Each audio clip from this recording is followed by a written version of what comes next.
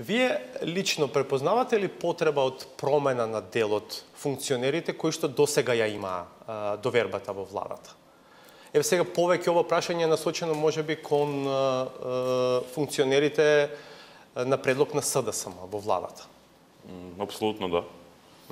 Со тоа што не очекувам дека и доколку има промена на функционери дека ќе бидат променети тие што заслужија да бидат променети.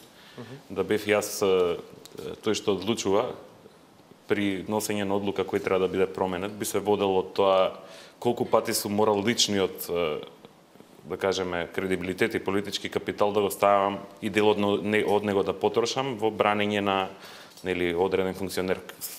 Значи во бранење на тој функционер каде што сум потрошил најмногу од својот политички капитал, така би ја донел одлуката. Би го одбрал тој функционер и би го заменил. Мислам дека ова би го одговора и прашањето кој беше тој функционер во владата кој што направи највеќе скандали, каде што чие што име беше поврзано со најмногу ситуации, каде што премиерот и луѓето околу него мора лично да влезат и да бранат, со тоа што не очекувам дека тоа ќе се случи, веројатно ќе се случи некаква, доколку се случи, некаква по-козметичка, не знам, одговорот промена. На премиерот веројатно би бил дека тоа е единствениот човек со реален опит од реалниот сектор, дека него му е добре дојден, дека му треба, дека му се наоѓа во решавање на горливи прашања поврзани со реалните економски проблеми и така натаму. Да, на премиерот е да се одлучи дали таа штета се компензира со штетата што се прави на ниво на пиар и на ниво на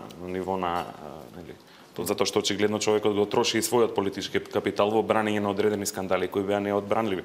Но до него е на крај да се одлучи која од тие, дали добивката што има од тоа што човекот влага влегува наводно во решавање на реални проблеми е поголема или помала од штетата за угледот на премиерот што прави.